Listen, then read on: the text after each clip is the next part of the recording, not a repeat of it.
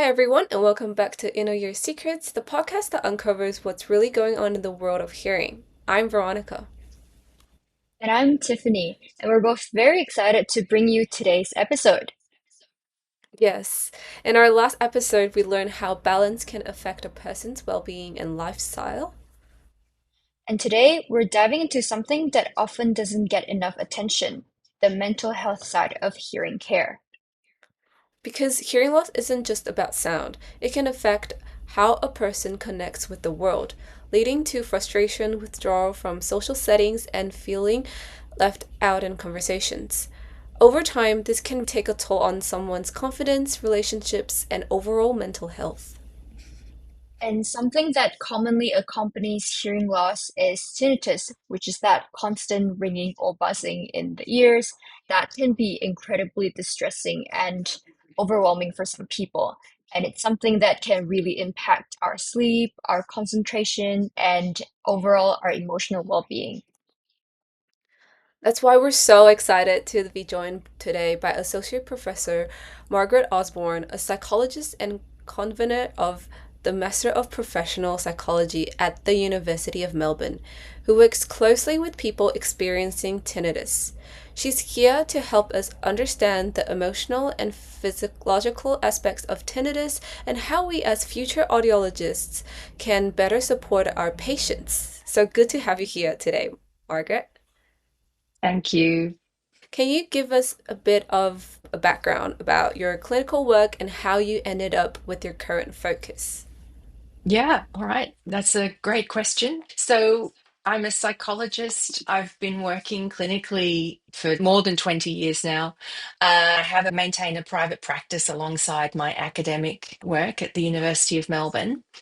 Um, in that work, I teach and research in performance psychology, in musicians' health, and in professional psychology, training future psychologists. And they're both relevant in different ways, as you'll come to understand. Clinically, I work with anxiety disorders, Mhm. principally performance anxiety, and also mental health and well-being of performing artists, alongside tinnitus and hyperacusis and some misophonia presentations. And so clinically, I began working with performance anxiety. That's what I Mhm. experienced as a developing musician, and that's what I did my PhD in. And I Yeah. was presenting some findings at a conference of the Australian Society of Performing Arts Healthcare about 15 years or so ago. And there was an audiologist there who presented on triple TS, so tonic tensor tympani syndrome, and that was Miriam Mm. Westcott. It's quite legendary. Yeah, she was one of the first cohorts through the Mhm. audiology program at University of Melbourne. That was really interesting because she worked with a lot of musicians who she Mhm. diagnosed with triple Mhm. TS, that being like an involuntary and often anxiety related condition where the tensor tympani muscle is spasming, right? And Yeah. so that has that Mm. relationship between the external like stimulus of a sudden Yeah. loud or unexpected sound causing injury, and then Mm. also Mhm. the anxiety and stress within the person, Mhm. that psychological aspect that comes to meet Mhm. it and then determines whether someone has a problem with tinnitus or not. And so, given that auditory health, like hearing injuries, are so prevalent with professional musicians, at least like 75% of rock and pop artists have like hearing Mhm. injury, noise induced hearing loss. I was really interested in what she was talking about. We got connected, and when I moved to Melbourne and started a private practice, she's been referring some people to me, and I've worked with, yeah, those presentations ever since. Yeah, that's really great. Something we often see is that Mhm. not everyone with tinnitus actually has hearing loss, and Yes. then sometimes their hearing tests just come back completely normal. And I'm really curious, you mentioned in your experience you see a lot of musicians with hearing Mm. loss and a lot of performers, but do other patients that you see also Mm. have tinnitus along with hearing loss? Yes, most people I see with tinnitus have, Mhm. actually everyone, in fact, if I'm thinking of these people Mm, in my mind, they have endured some sort of noise-induced Mhm. injury. So yeah. whether it's a temporary hearing loss or hyperacusis, but Mhm. certainly most of them have some sort of low-grade hearing loss. And It can also be, something that they've noticed if they've gotten sick with the flu, for example, or their sinuses have got blocked. And so they start to notice their Mhm. hearing and hearing capacity or incapacity, which they Yep. never focused on before. And then they come and see me because they're so anxious about those Mm. sensations that they can't get rid Yeah. of. In audiology, just a little bit of our background. Part of what we do is tinnitus counseling. So typically, we start off with patients filling out their questionnaires, like their tinnitus functional index, as well as screening for things like insomnia, depression, and anxiety. We use scales like the depression and Mhm. anxiety severity scale. Mhm. And during the session itself, we go through the patient's history, hearing assessment. We just checking the ears with an otoscope, just hearing assessments and health movements of the eardrum to see if they have the cold, the flu, could be fluid in the ears. Do some speech testings and also just extended high frequency hearing tests. And we also assess things like pitch matching, minimal masking levels, residual inhibition, loudness discomfort levels, and somatic modulation.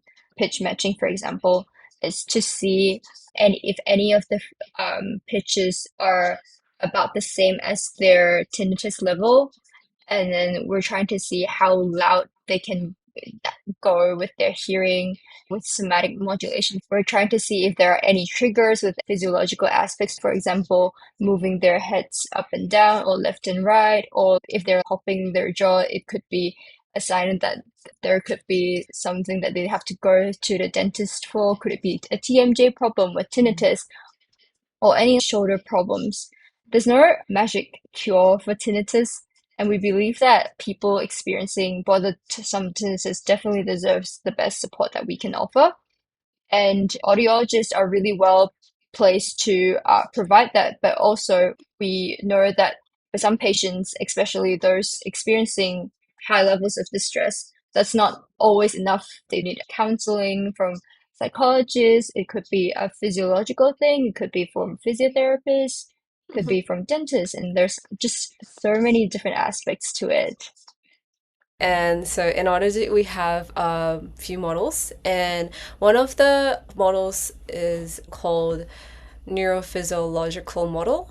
So the tinnitus begins when the auditory system detects abnormal neuroactivity, often due to hearing loss or damage to the auditory pathway. Tinnitus is labeled negatively and leads to an emotional response such as stress and anxiety, fear.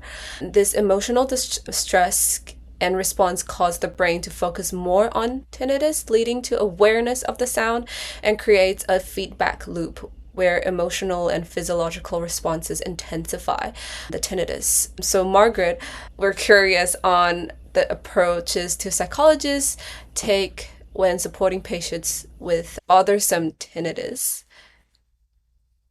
Okay. So I think you've mentioned not everyone has distress when they notice tinnitus. So only Mm-hmm. about 6 to 20% of people with Yep. tinnitus consider that it's bothersome. Suggests there's a dichotomy, there's a difference between the mechanisms generating that signal and those responsible for the distress following Mm-hmm. the perception Yep. of that signal, right? Emotionally, I see shock. People immediately think, where did this come from? They might just wake up one morning. Sometimes people have ringing in the ears when they go out to a concert the night before, for example, Yep. loud Mm, noise exposure Mm-hmm. for a couple of hours. And they wake up in the yeah. morning, oh, I've still got ringing in the ears. Maybe it doesn't resolve. It's just always there. So they're focused on it.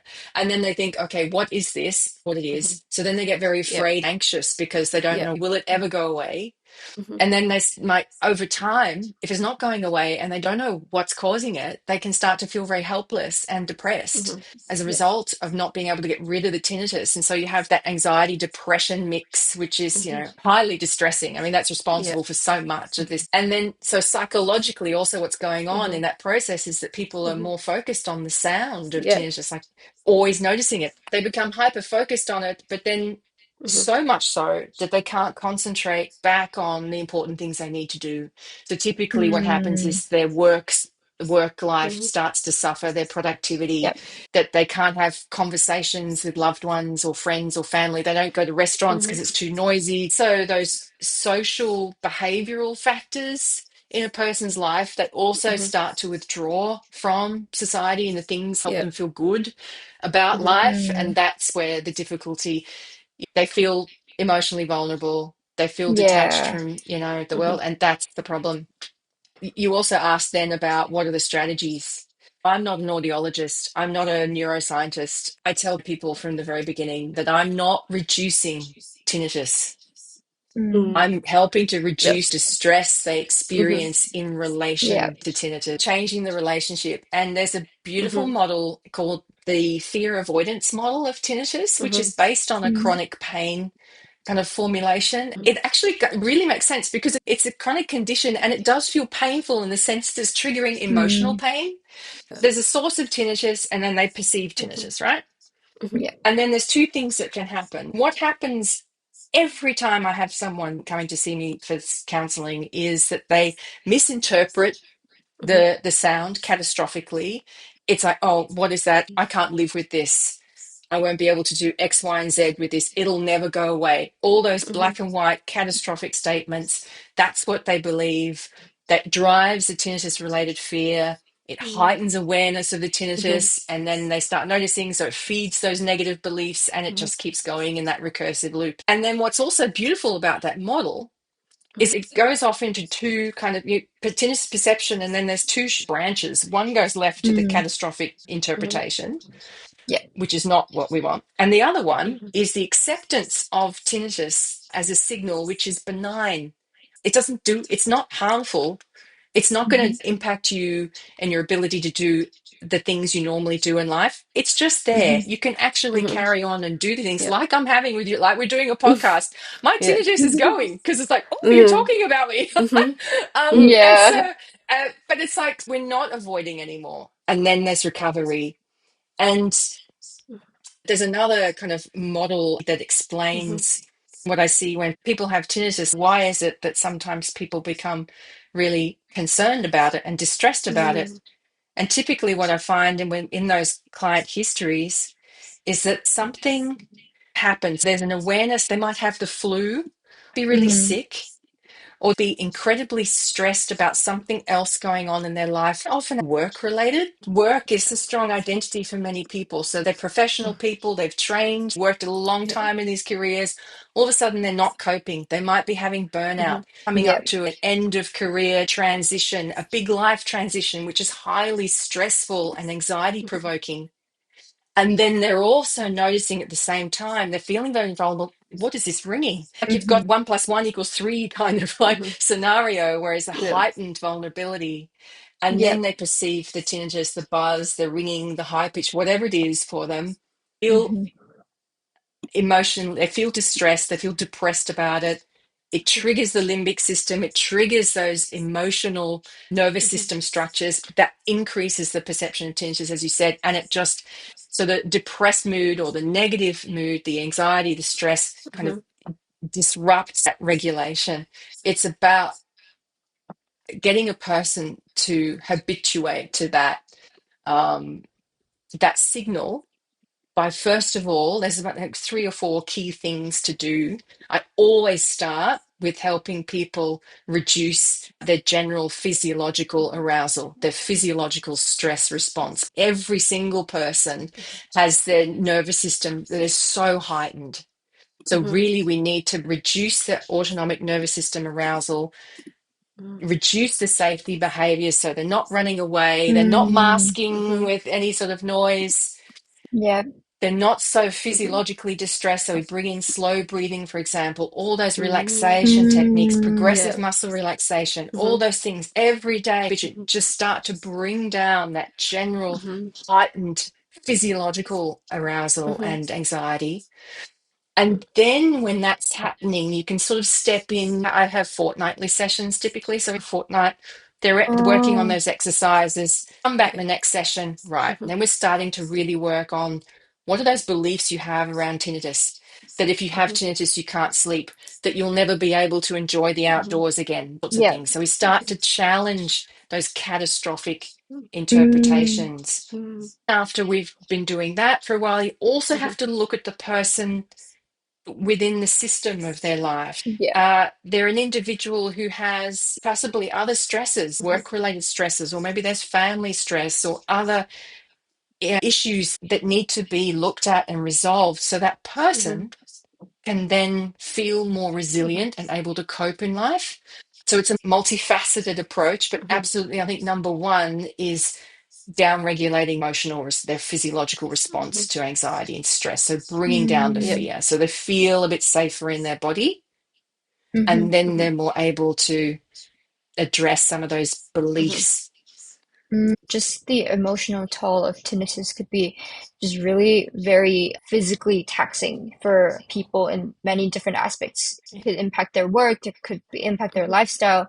And to just build on what you said with the acceptance, like ACT and Yes. CBT, do you have any other strategies or approaches that seems to be helping your patients, and how do you track their progress with their tinnitus Mm, after yeah, getting trying not to be very fearful of tinnitus? Mhm.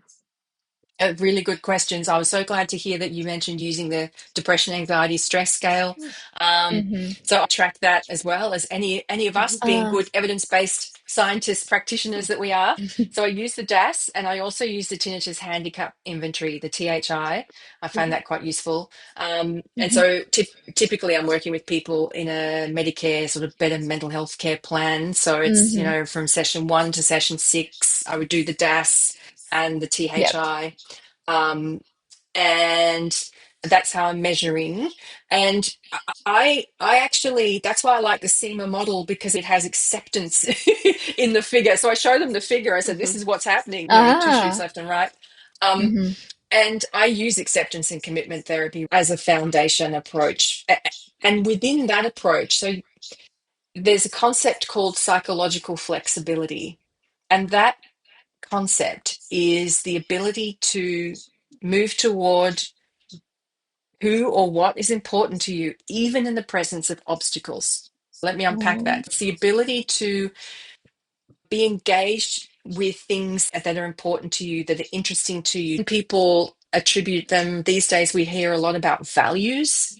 So they Mhm. can be, values like family can be important, or wealth, Mm-hmm. fitness, spirituality, or any of those things lofty. Mhm. But then you can sort of generate goals and go, okay, Mhm.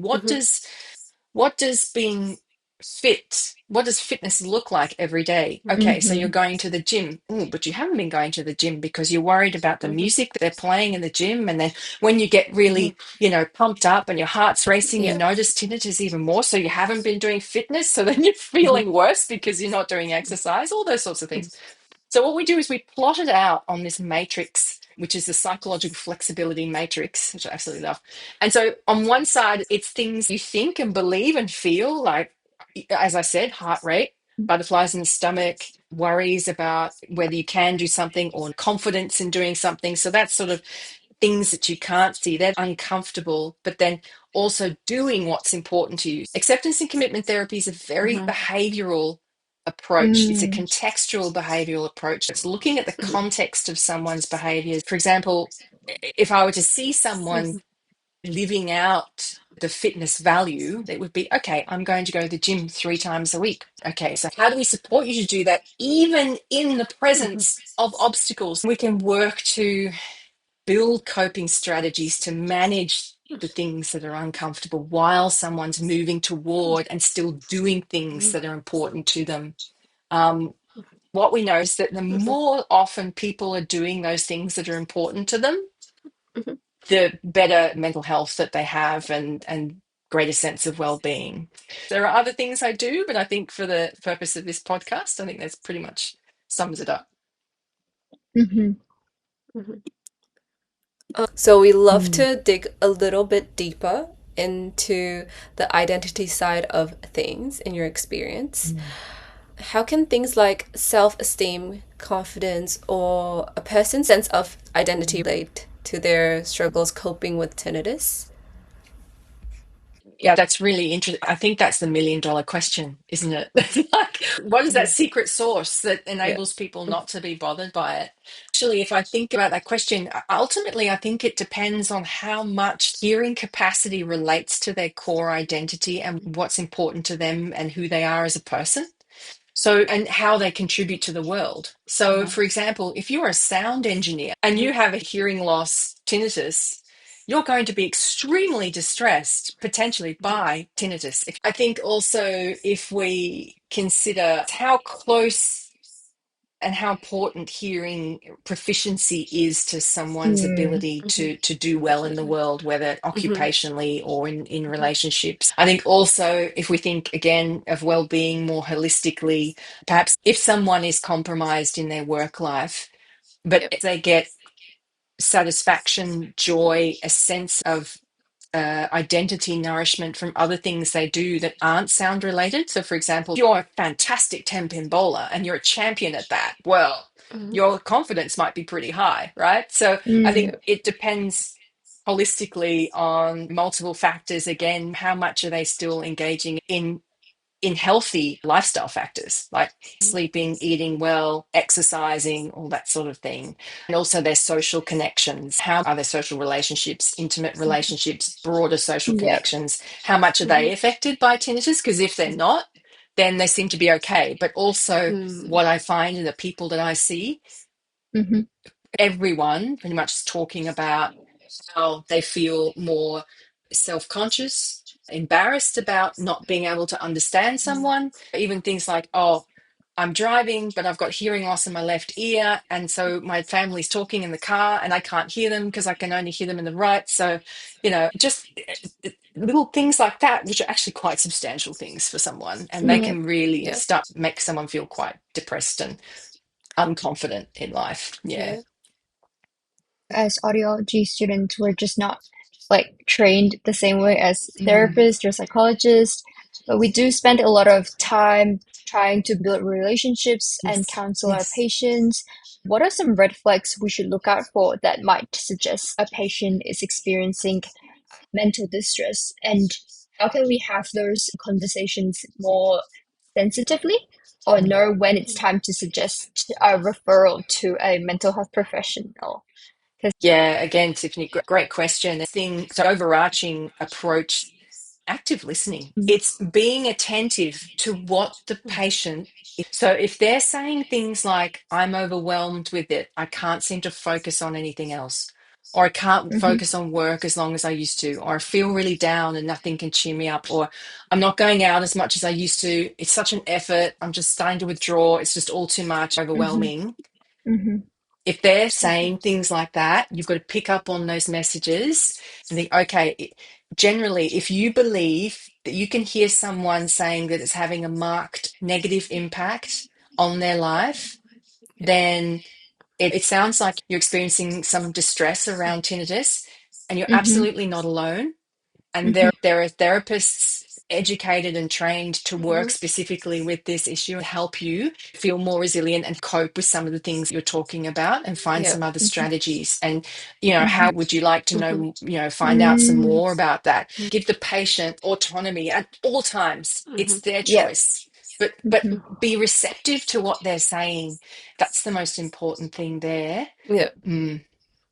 Yeah. It really feels like audiologists and psychologists need to work hand in hand sometimes. Can you share some ideas on how this collaboration could actually look in practice? Like, Ah. what's the best way of us to work together to improve outcomes for patients? Is there any example you have had?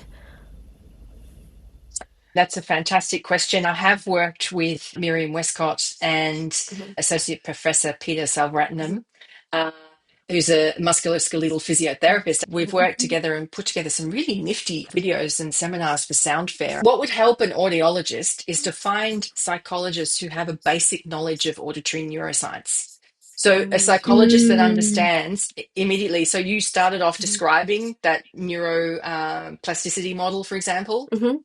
Yeah. mhm, Not every psychologist on the high street is going to know what that Mm. is. Find Yeah. people who have an understanding of that and then understand more to understand their treatment approach.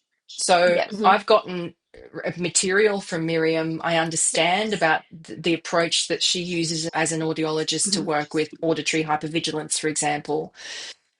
So when I know what she's recommending to patients, that, okay, you're telling me about this approach, and that technique relates to what I'm going to suggest to you in these ways. The worst thing you can do as a psychologist Mhm. is to second guess the treatment recommendations of the audiologist.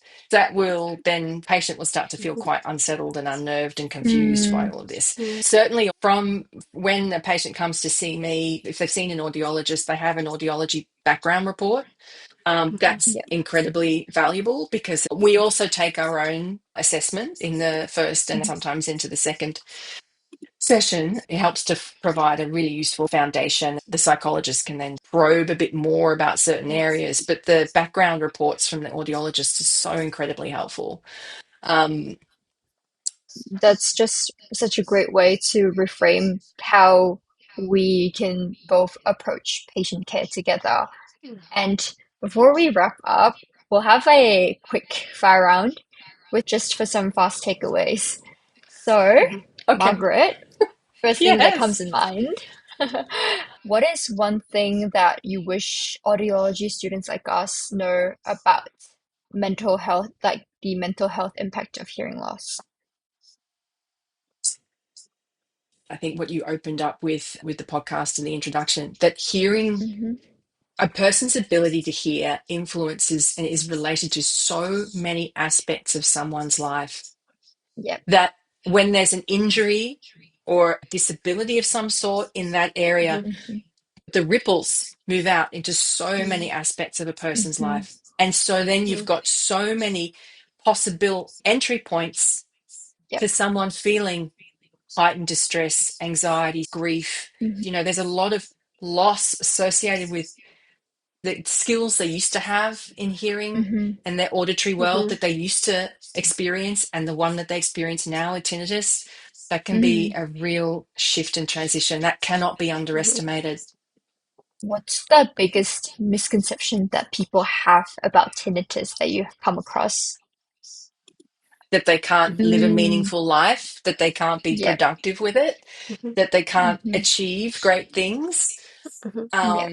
I have tinnitus, and I have people like we shouldn't self-disclose too much as therapists, right? But often I do, particularly with my tinnitus people, because they just seem so deflated when they're so incredibly Mhm. stuck and can't see a way forward and can't see any hope for Mm, themselves. Mhm. mm, I offer that as hope. I said, listen, I know yeah. what you're Mhm. experiencing. And let me Yep. tell you, right now, as Mhm. I'm working with you, my tinnitus is firing out of control.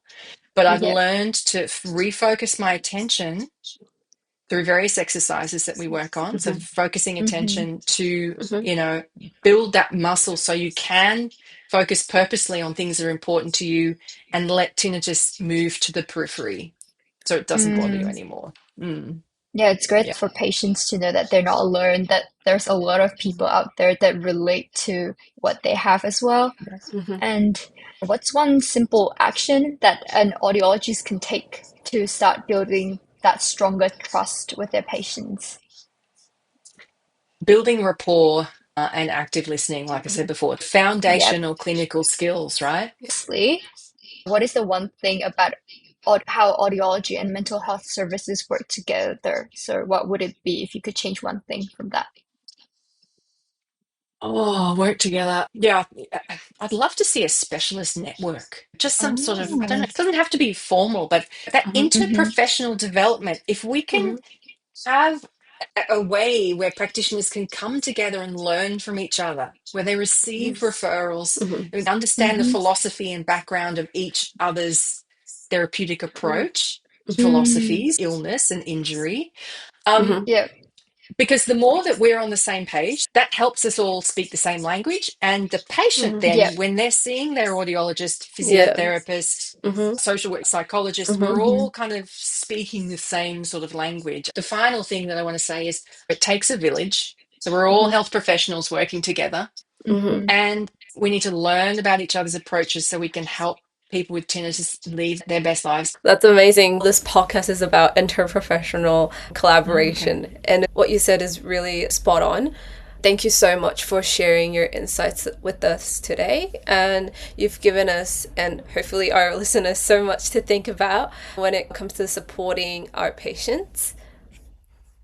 Yeah, absolutely. It's such an important reminder that our role as an audiologist goes beyond testing hearing or hearing Mm. aids. There's so much Mhm. more that impacts their lives as well. Mhm. Yeah. Yeah, Yeah. thanks. It's been a great privilege and a great pleasure. Thank you. Thank you so Thank much. thank you so much for tuning into this episode of Inner Ear Secrets, and we'll catch you next time as we continue to explore what's really going on in the world of hearing. Mhm. And we'll see you again next time. See ya! Yeah. Bye.